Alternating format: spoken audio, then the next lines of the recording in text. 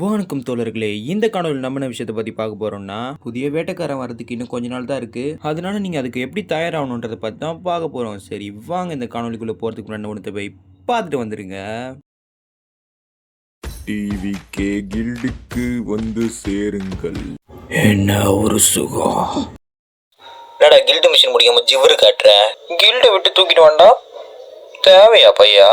Nani Over the edge, feel like I'm floating through the air. The pain I felt is paid for, all is said and done. Oh,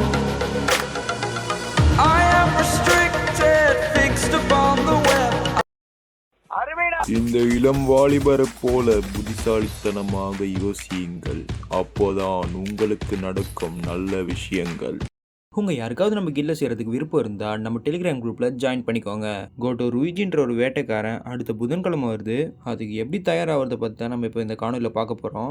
அதுக்கு நீங்கள் முதல்ல பண்ண வேண்டியது இந்த rate of draw டிக்கெட்டை நீங்கள் சேமித்து வைக்கணும். நீங்கள் ஒரு வேளை பிகினராக இருந்தீங்கன்னா வேட்டைக்கார முன்னோட்டத்தில் போயிட்டு முடிஞ்ச அளவுக்கு எவ்வளோ கிடைக்குதோ எடுத்துக்கோங்க. அப்புறம் முடிஞ்ச அளவுக்கு எசன்ஸ் கற்களையும் சேமித்து வைங்க. இந்த சிவப்பு முடி புட்டிக்கு மட்டும் உங்கள் ரேட் ஆஃப் ட்ரா டிக்கெட்டை பயன்படுத்தாதீங்க. ஒரு வேளை உங்கள்கிட்ட எசன்ஸ் கற்கள் கம்மியாக இருந்துச்சுன்னா இந்த பேட்டில் ஃபீல்ட் ஆஃப் ட்ரையல்ஸில் உங்களால் எவ்வளோ எசன்ஸ் கற்கள் எடுக்க முடியுதோ அவ்வளோ எடுத்துக்கோங்க. ஆனால் அதில் காட்டுற போர்க்கடமைகளை நீங்கள் முடிச்சாதான் உங்களுக்கு தேவையான எசன்ஸ் கற்கள் கிடைக்கும். அப்புறம் கதை முறையை நீங்கள் முடிக்காமல் இருந்தீங்கன்னா அதில் போய் விளையாடுங்க. அதில் தான் அதிகமான எசன்ஸ் கற்கள் கிடைக்கும். ஆனால் முதல்ல சொன்ன மாதிரி தான் இதில் இருக்கிற போர்க்கடமையை முடிச்சாதான் உங்களுக்கு தேவையான எசன்ஸ் கற்கள் கிடைக்கும்.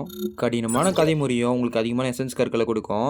ஆனால் சாதாரண கதை முறையில் இருக்கிற போர்க்கடமையை விட இது ரொம்ப சவாலாக இருக்கும். இந்த தலைகீழ் கதை முறையில் நிறைய எசன்ஸ் கற்களே எடுக்க முடியும். சொல்லப்போனால் இது ஒரு போர்க்கடமை கூட அந்தளவுக்கு கடினமாக இருக்காது. முடிஞ்ச அளவுக்கு எல்லாம் போர்க்கடமையும் முடிச்சு உங்களுக்கு தேவையான எடுத்துக்கோங்க. அப்புறம் இந்த பேட்டில் ஆஃப் கேயாஸில் போயிட்டு அதில் சொல்கிற போர்க்கடமையை நீங்கள் முடித்தாலே போதும், ஒரு 450 எசன்ஸ் கற்கள் கிடைக்க வாய்ப்பு இருக்குது. வேட்டைக்காரங்களோட கதை முறையை நீங்கள் முடிச்சிங்கன்னா உங்ககிட்ட இருக்கிற சாவியை வச்சு நிறைய எசன்ஸ் கற்களை எடுக்க முடியும். அதுக்கு நீங்கள் அந்த வேட்டைக்காரங்களோட காப்பகத்தை திறந்தால் மட்டும் போதும்.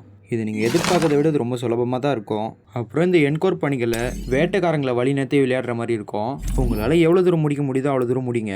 ஆனால் மறக்காமல் இதில் இருக்க போர் கடமைகளை முடிச்சிடுங்க. அப்போ தான் உங்களுக்கு எசன்ஸ் கற்கள் கிடைக்கும். அப்புறம் இந்த உதாரணமான நிலவரையை ஜின்வு வழிநடத்தி விளையாடுற மாதிரி வரும். அதில் இருக்கிற கடமைகளை நீங்கள் முடிச்சிங்கன்னா உங்களுக்கு தேவையான எசன்ஸ் கற்கள் கிடைக்கும். அப்புறம் இந்த சக்தியின் அழிவு வாரத்துக்கு விளையாடினீங்கன்னா நீங்கள் எடுத்த பாயிண்ட்ஸுக்கு ஏற்ற மாதிரி பரிசு கிடைக்கும். உங்களால் இந்த போலியான கேட்டை ஜெயிக்க முடிஞ்சதுன்னா 300 எசன்ஸ் கற்கள் கிடைக்கும். அப்புறம் கடைசியாக இந்த ரேங்க் வரிசை முறையில் உங்களுக்கு எவ்வளோ ரேங்க் வந்திருக்கோ அதுக்கேற்ற மாதிரி உங்களுக்கு எசன்ஸ் கற்கள் கிடைக்கும். எனக்கு தெரிஞ்ச எல்லா வழிமுறையும் சொல்லிட்டேன். இதோட இந்த காணொலி முடிச்சுக்கிறேன். மறுபடியும் உங்களை ஒரு நல்ல காணொலியில் வந்து சந்திக்கிறேன். போயிட்டு வரேன்.